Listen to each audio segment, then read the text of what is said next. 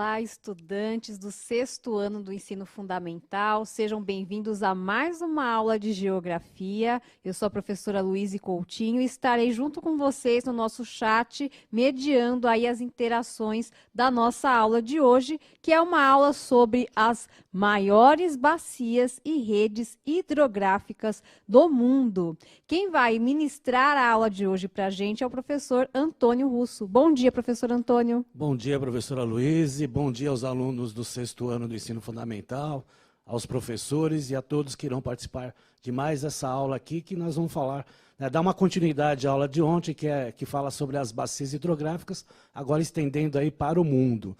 Antes, a professora Luísa vai passar aí as habilidades e os objetivos da aula. Exatamente. Então, vamos conhecer a habilidade que trabalharemos na aula de hoje. A habilidade do currículo paulista que a gente vai trabalhar é identificar os componentes da morfologia das bacias e das redes hidrográficas e analisar as relações com a cobertura vegetal, a topografia e a ocupação do solo urbano e rural. Conexões e escalas é a unidade temática e o objeto do conhecimento é relações entre os componentes físico-naturais. Para a gente começar a nossa aula de hoje, nós assistiremos a um vídeo sobre o uso racional da água. Fiquem ligados porque na volta do vídeo nós já temos a nossa primeira interação.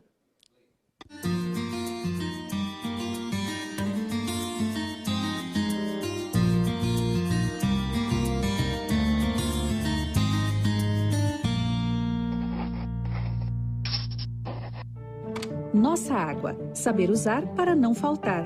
Água de beber, água para comer, água para viver. A água está presente em tudo que a gente faz. Além do uso doméstico, é essencial na agricultura, na criação de animais, como base para milhares de produtos, movimenta indústrias e usinas na produção de energia. E à medida que a população cresce, as cidades aumentam e se desenvolvem, e a demanda por água aumenta todo dia. Mas temos água suficiente para atender essa demanda crescente? Vários estudos apontam que, se continuarmos no ritmo atual de uso, muito em breve podemos enfrentar uma grande crise de abastecimento no mundo todo. Aqui no Brasil, em muitos lugares, inclusive onde a água é aparentemente abundante, já começou a faltar. É sério, a água é um recurso limitado. É preciso cuidar bem dela para que não falte. E uma das maneiras de cuidar bem da nossa água é usá-la de forma racional. A primeira ação é simples: detectar e combater o desperdício. Muitas vezes não percebemos, mas em praticamente todas as formas de uso de água acaba acontecendo algum desperdício. Os motivos podem ser muitos: falta de cuidado ao usar a água, equipamentos ultrapassados e pouco eficientes, ou vazamentos e falta de manutenção em redes e encanamentos, entre outros. E todos, do menor ao maior usuário da água, podem e devem dar uma parcela de contribuição. Os exemplos de como combater o desperdício na nossa casa, todo mundo já sabe. Fechar a torneira enquanto escova os dentes, esfrega as mãos, esfrega o rosto, faz a barba e só abrir para enxaguar. Tomar banhos mais rápidos e com o registro fechado enquanto se ensaboa. Usar a máquina de lavar roupa com quantidade completa de roupas e reutilizar a água do enxágue para outros usos. Não usar mangueira, limpar calçada somente com vassoura e regar plantas com regadores. Evitar lavar o carro com frequência e, ao invés de mangueira, use um balde.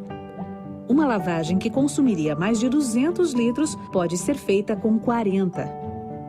Também é importante acompanhar com atenção o consumo em sua conta de água para verificar e consertar possíveis vazamentos. O poder público e as empresas de abastecimento também devem ficar atentos para fiscalizar, manter em dia a manutenção e corrigir rapidamente problemas e vazamentos em tubulações e adutoras. Na indústria já houve muito avanço com a instalação de sistemas de reaproveitamento e reuso de água e programas de redução de desperdícios. Mas ainda pode melhorar muito, inclusive com a busca por cada vez mais eficiência do uso da água na produção. Na agricultura, com os métodos tradicionais, até 45% da água utilizada para irrigação é perdida. Uso de técnicas simples para indicar a necessidade de irrigação melhora a eficiência de produção e a redução da quantidade de água utilizada, pois cada tipo de plantio tem uma necessidade de irrigação. Os equipamentos mais adequados também podem variar para cada tipo de cultivo, e isso representa uma economia de água e energia muito importante para o agricultor. Aliás, economizar água em todas as atividades também ajuda a reduzir o custo da energia elétrica. Em certas atividades, como na agricultura, isso faz uma enorme diferença. Existem hoje também vários equipamentos poupadores que ajudam a racionalizar o uso da água, como torneiras de fechamento automático, redutores de vazão de torneiras, vasos e descargas econômicas, instalação de cisternas e sistemas de captação de água da chuva para uso geral. Essas e outras medidas muito simples, além de ajudar a preservar a nossa água, podem ajudar todos a economizar dinheiro, pois sua conta de água e eletricidade vai diminuir e muito. É possível produzir a mesma coisa utilizando menos água e economizando na conta. Então, repense sua produção, repense sua utilização da água, repense sua demanda. E você, já pensou em quanta água você precisa de verdade? Acesse www.ana.gov.br para saber mais sobre a agência que cuida das águas do Brasil. Legal aí o nosso vídeo mostrando a importância da água, apontando que é um recurso esgotável, né? A água não é abundante e que nós podemos fazer algumas coisas para diminuir o consumo de água, né? Fazendo um uso mais consciente. E é isso que vocês vão responder agora para a gente no nosso chat. Vocês vão apontar para nós a seguinte questão ali. O que podemos fazer para contribuir no uso racional da água? 1 minuto? 1 minuto e meio. Em 1 minuto e meio, a gente volta.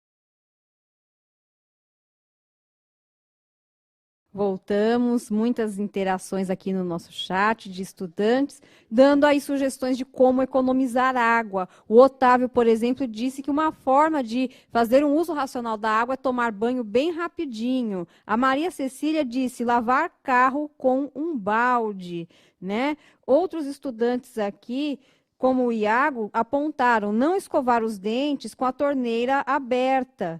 Economizar a água usando a água da máquina de lavar, disse a Sofia. O Cauã Costa também falou alguma coisa nesse sentido de reaproveitar a água. Então, os estudantes estão bastante conscientes aqui, professor Antônio. É isso aí. Interessante é ter prestado atenção no vídeo e saber, né, do que pode ser feito para amenizar essa questão, que ela é grave. Todo ano vai ser grave, né? Agora nós estamos aí num problema de estiagem, né? Alguns dias sem chuva, né? Sabemos que a nossa água vem das chuvas, né? Então isso aí é complicado, então nós temos que fazer a nossa parte, né, professora?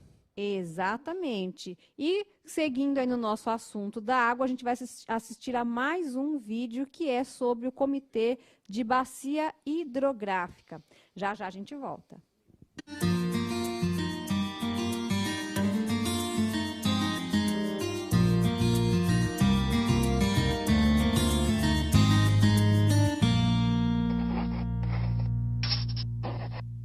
Comitê de Bacia Hidrográfica. O que é e o que faz? A água doce é um bem importante para todos os seres vivos, sejam pessoas, animais ou plantas, que necessitam dela para viver. Além disso, é essencial para a geração de energia, processos industriais, produção de alimentos, no transporte de cargas e pessoas, na pesca, seja por lazer, para subsistência ou industrial, e no saneamento básico. Enfim, em toda parte e a toda hora, a água é fundamental para o conforto e sobrevivência de todos no planeta. Por isso, é necessário garantir todos os usos e, ainda mais, cuidar da conservação do meio ambiente. Tudo que se relaciona à água e aos seus diferentes usos envolve grupos de pessoas cujos interesses devem ser respeitados. Todos veem e utilizam a água de uma maneira. São objetivos, necessidades e expectativas muito diferentes e importantes. E as ações de cada um podem afetar todos os demais. Para entender melhor como isso acontece, é essencial primeiro aprender o que são bacias hidrográficas. Uma bacia hidrográfica é uma região que compreende diversos cursos d'água que convergem para um rio principal, cujas águas são despejadas por uma única foz. Parte da água da chuva que cai nessa região escoa para os leitos dos rios, outra parcela volta para a atmosfera por evaporação, e outra ainda é armazenada no subsolo para formar os aquíferos, que são grandes reservatórios subterrâneos. O ser humano está presente nesse cenário com todas as suas atividades, utilizando a água de diversas maneiras e despejando resíduos em vários pontos dessa bacia. Assim, muito mais que um sistema natural de águas, uma bacia hidrográfica é um grande sistema social, econômico e ambiental. E as soluções para o melhor aproveitamento e para a preservação desse grande bem comum têm que ser encontradas de forma coletiva e participativa. Os comitês de bacias hidrográficas. Os comitês de bacias hidrográficas são locais de discussão e decisão que reúnem representantes dos usuários da água, da sociedade civil organizada e do governo. Eles devem discutir e negociar democraticamente e com transparência os diferentes interesses sobre os usos da água na bacia. Uma das principais decisões a ser tomada pelo comitê é a elaboração do Plano de Recursos Hídricos da Bacia.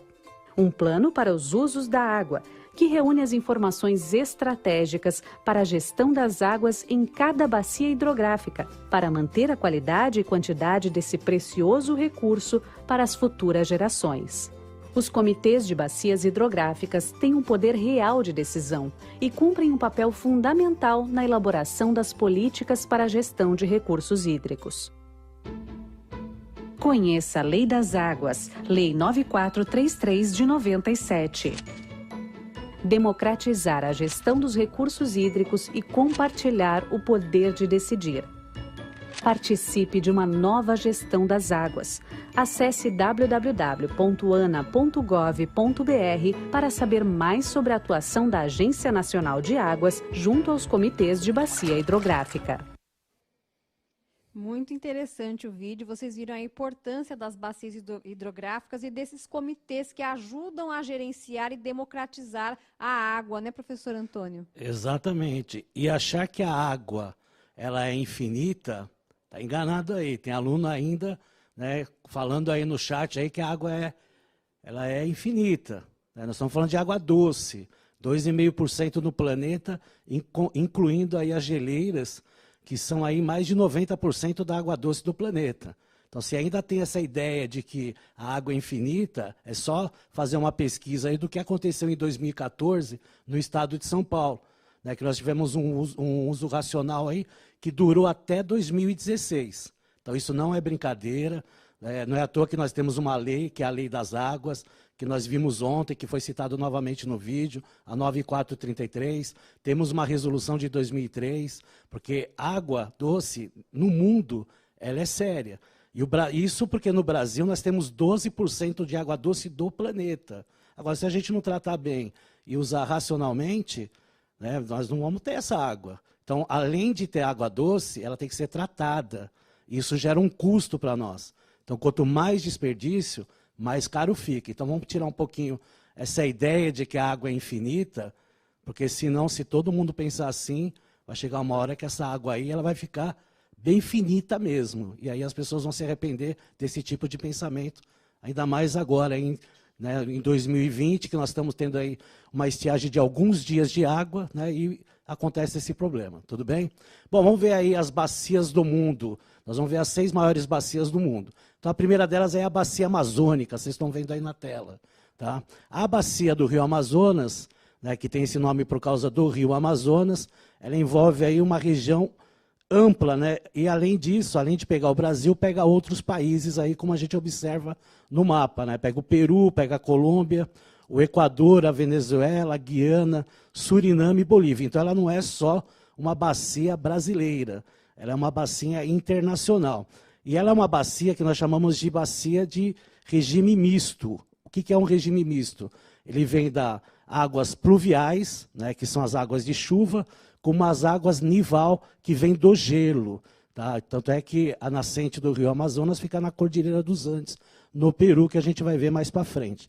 Tá? Então, observando o mapa, a gente vê, né, bastante linhas azuis aí, que são os rios, né, principalmente o rio Amazonas e os seus afluentes, que acabam, né, fazendo essa bacia ser a maior do planeta, aí, com mais de 7 milhões de quilômetros quadrados. Então é interessante retratar que é a maior bacia do mundo, né, boa parte dela está aqui no Brasil, né, então é importante retratar isso aí. Né, então, a importância de se cuidar, né, das águas doces aqui do nosso país, tudo bem? Então nós estamos vendo aqui na próxima tela, né, aonde que nasce o rio Amazonas. Né? Ele é chamado aí de Nevado Misme. Né? Na realidade, é a nascente do rio da Amazonas, que lá no Peru é chamado de Apurimac. Por isso que muita gente aí fala, né, o rio Nilo ele é mais extenso do que o rio Amazonas, porque ele não tem, né, esse nome no Peru, ele tem rio Apurimac, mas é o mesmo rio. Tá? Então, por isso que é considerado o rio Amazonas como o mais extenso do planeta, porque vem da sua nascente, né, até a foz que fica no Oceano Atlântico. Tá? Então, esse Nevado Misme, ele fica lá na Cordilheira dos Andes, na região do Peru, e está mais ou menos a 5.600 metros de altitude. Né? Por isso que a gente fala, né, desse regime aí pluvial, das chuvas, né, no decorrer do rio Amazonas, e nival, porque a sua nascente está na Cordilheira dos Andes, né, e vem do derretimento da neve dessa cordilheira. Tudo bem? Vamos ver aí na próxima tela a confluência dos rios Negro e Solimões. Tá? Então, a gente está observando aí o encontro, né, desses 2 afluentes importantes aí do rio Amazonas.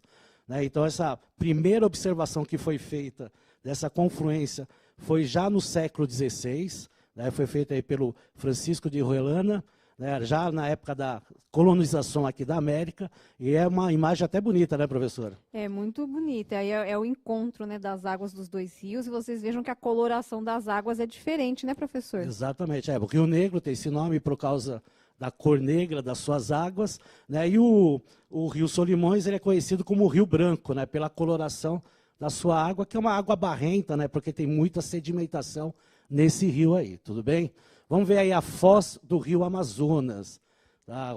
Isso é importante retratar, porque a foz do rio Amazonas ela é uma foz mista, né? Ela tem tanto a foz de delta, que é a formação triangular, né? Que aparentemente triangular, como a foz de estuário, na qual tem uma saída para o Oceano Atlântico. Tá? Então, o rio Amazonas ele é conhecido como o maior rio do mundo, né? Tanto em extensão territorial quanto o volume de água, tem em torno de 6.800 quilômetros, né, de extensão, então ele é bastante extenso, ele pega 3 países, né, nessa extensão toda.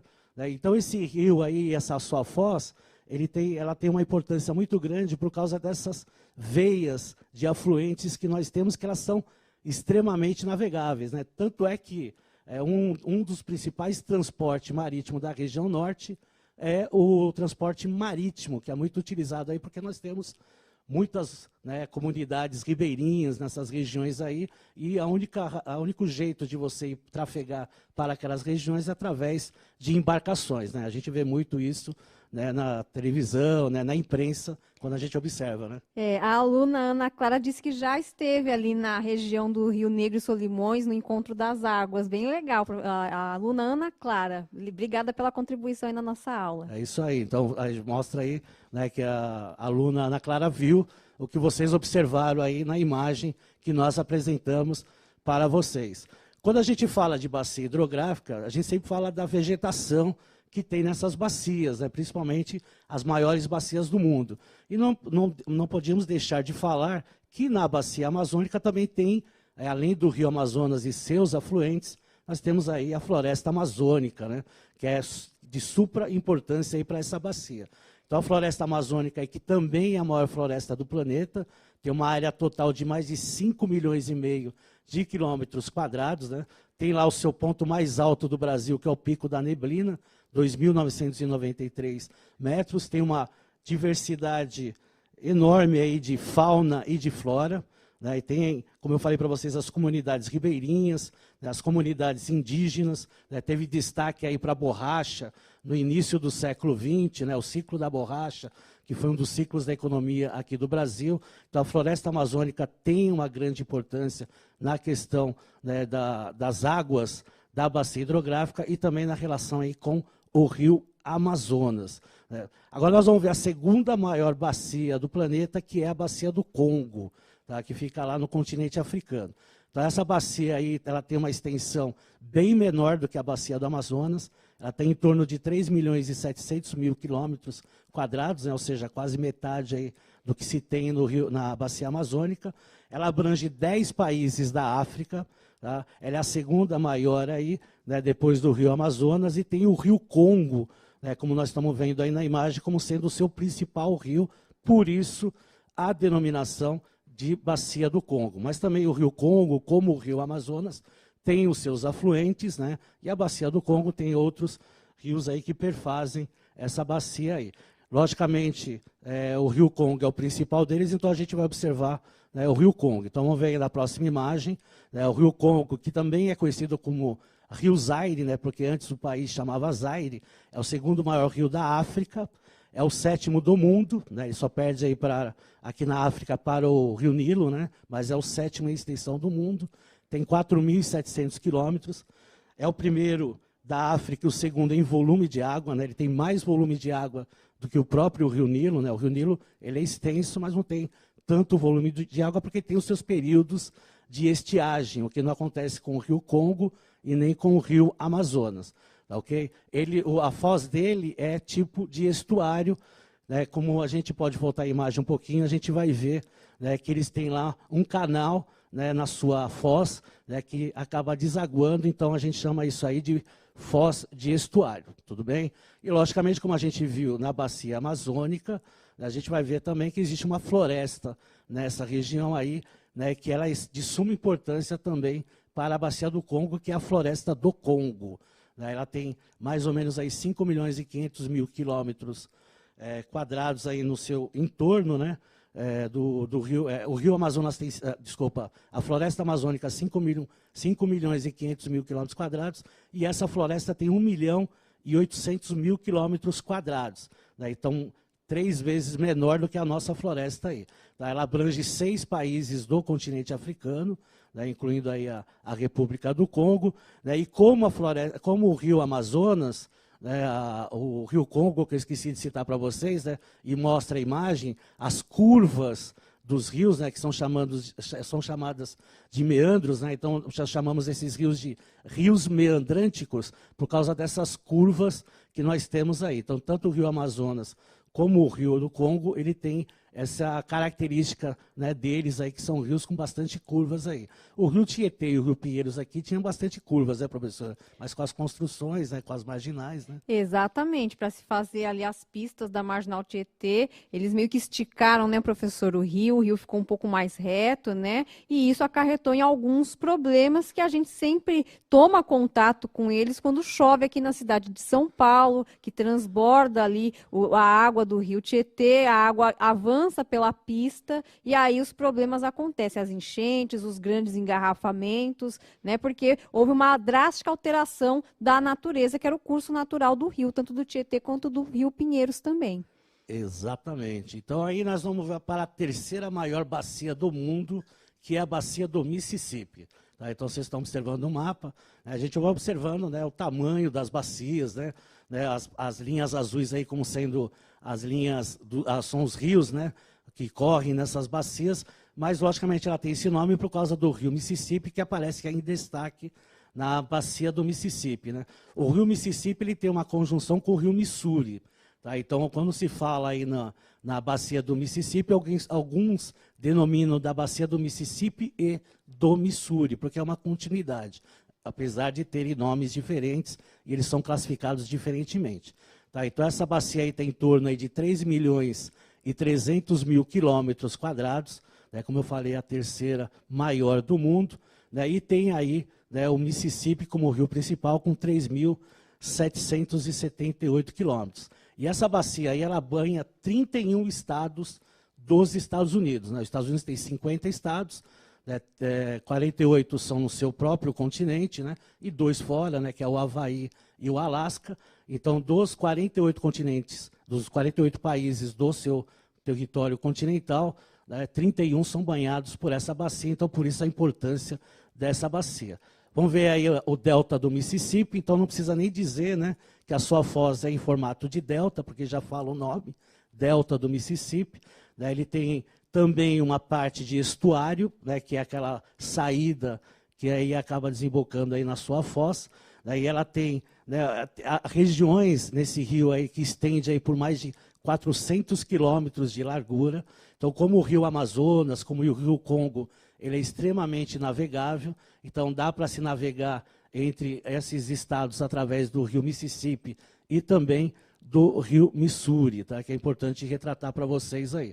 Então, essas aí são as 3 principais bacias que nós temos no planeta, e agora nós vamos fazer aí uma atividade, né, professor? Exatamente, a gente já conheceu aí a bacia do Rio Amazonas, né, aqui no Brasil, na América do Sul, fomos para a África e agora a gente vai, passando pelos Estados Unidos, voltar para a nossa América do Sul aqui, para a gente analisar o mapa e fazer essa atividade que vai aparecer na tela.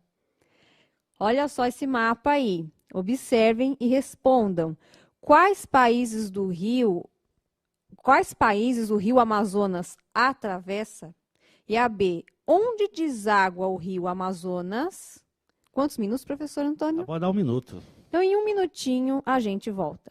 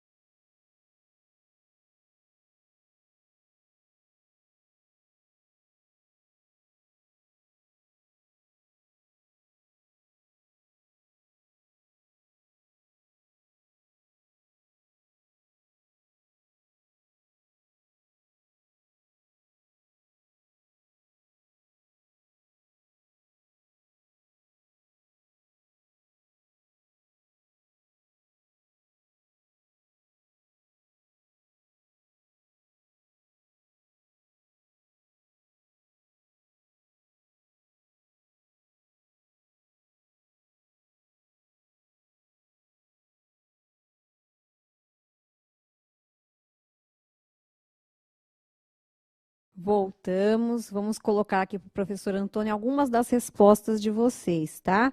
O Emanuel, ele respondeu Brasil e Peru.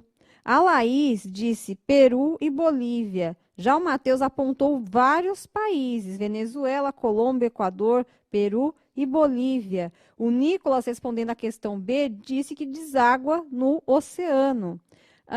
O Gabriel disse, né, que o Rio Amazonas atravessa Venezuela, Colômbia, Equador, Peru e Bolívia. Sobre a questão B, o Luiz Felipe disse que o Rio Amazonas deságua no Oceano Atlântico. Como é que estão essas respostas aí, professor Antônio?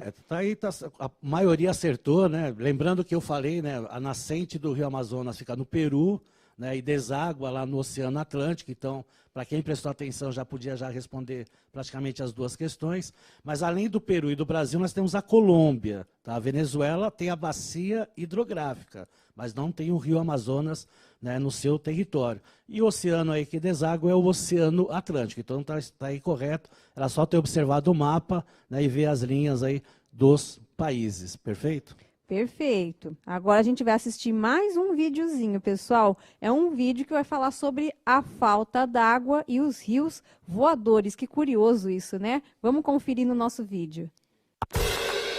A água. Em um planeta com mais de 2/3 de superfície cobertos por ela, temos cada vez mais nos perguntado o que está havendo com a nossa água potável. No Brasil, rios, lagos e poços não são diretamente os maiores responsáveis pelas fontes de água potável, mas sim a chuva. Por vivermos em um país tropical que tem, ou que pelo menos deveria ter, grande parte da sua extensão territorial coberta por matas e florestas, nossas bacias hidrográficas acabam se formando pela precipitação, o que quer dizer que sem chuva não há água. Mas afinal, de onde vem toda essa chuva? Segundo o pesquisador José Marengo, grande parte da água que consumimos vem de um fenômeno que ele apelidou de rios voadores. Sua existência foi comprovada por outros pesquisadores por meio de acompanhamento e análise desse fenômeno. E como aproximadamente 80% de toda a água potável do Brasil se encontra na região norte, principalmente graças à presença da floresta amazônica, é justamente de lá que essas nuvens carregadas ou rios voadores partem para as demais regiões do nosso país. Quer ver só? Estas pesquisas mostram que a água que evapora no Oceano Atlântico na região equatorial viaja até a região amazônica levada por fortes ventos e, em parte, precipitam elevando a umidade da região. A floresta recebe toda essa água e também contribui para o aumento do volume dessas massas de ar através da transpiração de suas árvores. É como se a planta suasse, funcionando como uma bomba d'água que tanto recebe quanto transpira a água enquanto faz o controle de sua própria temperatura e do fluxo de nutrientes. Recarregadas, essas massas deslocam-se até a Cordilheira dos Andes, onde esbarram nas altas montanhas da região e seguem caminho rumo ao centro-oeste, sudeste e sul do Brasil, além do Paraguai e Argentina. Agora, adivinha só o que acontece quando desmatamos a floresta amazônica? Sem as árvores para manter a umidade e fazer a chamada evapotranspiração, parte da água que vem do Atlântico passa a ficar por lá mesmo. Aliás, sem a preservação de matas e florestas, também diminuímos a capacidade de absorção do solo, levando a uma constante redução de volume d'água em lençóis freáticos, lagos e rios, gerando um efeito muito negativo como assoreamento e redução da vazão d'água. É claro que temos outros grandes problemas além do desmatamento. Por exemplo, infelizmente ainda é uma realidade no mundo o fato de literalmente jogarmos a maior parte do nosso esgoto em rios, lagos e mares e contaminarmos lençóis freáticos com agrotóxicos devido à infiltração da água em regiões com excesso de defensivos. Além, é claro, de usar água potável para dar descarga ou lavar a calçada. Há também o baixo aproveitamento da água da chuva em centros urbanos. A pavimentação das ruas e calçadas, principalmente quando feita com asfalto ou outros materiais não permeáveis, torna a água da chuva um problema. Isso não soa errado?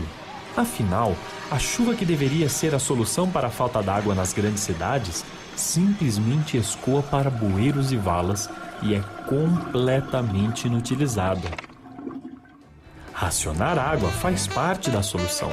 Porém, se não reconhecermos o grande problema que é a falta d'água potável e começarmos a tratar nossos esgotos e a preservar de verdade o meio ambiente, principalmente nossas florestas, agravaremos cada vez mais a nossa situação.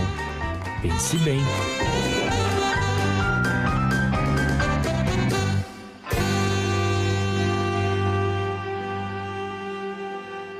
Bom, apesar dos rios voadores não fazerem parte aí da bacia hidrográfica, nós achamos importante mostrar isso para vocês, porque os rios voadores, né, como é chamado, essa umidade que vem principalmente da região norte, da floresta amazônica e da bacia hidrográfica do Amazonas, ela traz bastante umidade para a região sudeste e sul, né, com a vinda aí dessas águas, e traz, né, que é uma das razões aí da quantidade de chuvas que nós temos no estado de São Paulo. Tanto é que com essas queimadas aí vai vir junto também a fumaça, né, e o céu aqui nesses dias aí pode ficar cinzentado aí por causa dessa questão aí, dessas queimas aí que estão acontecendo aí nas florestas na região norte e centro-oeste, tudo bem?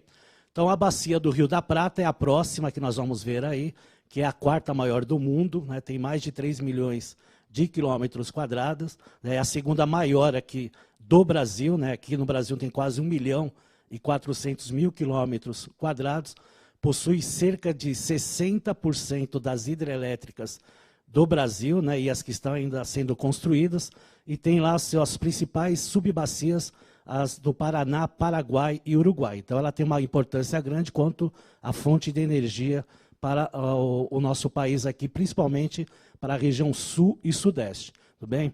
Na próxima imagem, nós estamos vendo aí o Rio da Prata, né, que é o principal rio, né, ele também tem a sua foz em estuário, né, e deságua aí, né, as águas dos rios Paraná e Uruguai, né, o que eles chamam lá de muesca, né, que é um entalhe triangular entre esses três rios.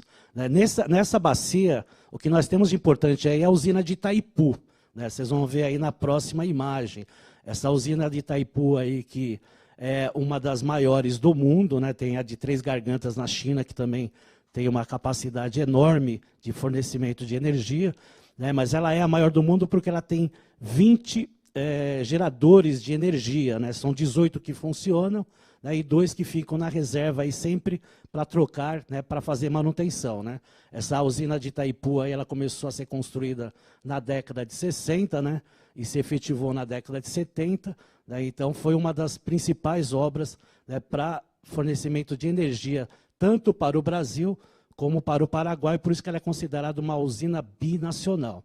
Tá? E aí eu coloquei um esquema de como funciona uma usina hidrelétrica para vocês terem aí uma ideia de como ela funciona, né? Ela tem esse processo, né, do reservatório de água, né, pela ação da gravidade a água escoa, né, pelo duto, aí ele gira esse gerador que aparece aí no centro da imagem, onde tem a casa de força, e transforma, né, a força da água em energia elétrica, que passa aí para os transformadores, e aí vai passando pelas linhas de transmissões até chegar nas nossas residências, né, comércio, indústria, né, a energia de rua e etc. Além de ter as usinas, o que nós também temos muito aqui nessa bacia do Prata são as eclusas, né, que são, né, tipo de elevadores para as embarcações. Eu coloquei aí uma imagem para vocês, uma animação aí para vocês observarem como é que funciona, né? Então, ela entra numa comporta, ela se eleva, né, e aí acaba saindo, né, porque esse rio, né, principalmente o Rio Tietê, por exemplo, tem a sua eclusa na região de Barra Bonita, né? Então, vocês estão indo lá, fecha a comporta, a água se eleva e acaba, né, fazendo com que a embarcação se eleve, e aí ela segue o seu caminho. Quando fala aí na jusante, significa que a água vai em direção à foz. E quando fala em montante, significa que a água se dirige aí à nascente, ou que nós denominamos aí contracorrente, né? Porque nós sabemos que a nascente ela vai, a água vai e vai até sua foz, né? Mas nessa situação aí, por isso que nós chamamos aí de jusante e montante. Tudo bem? Agora, para finalizar, aí nós vamos ver a bacia do Obi, né, que é a quinta maior do mundo. Ela fica lá na região da Rússia. Ela abrange regiões até desérticas, né, ou semidesérticas, como é o caso aí da região da Rússia, né, uma parte dela. Né, tem mais ou menos 2.900.000 quilômetros quadrados e é a quinta maior bacia do mundo. Tá? E aí a sexta última, a bacia do Nilo, que também fica na África.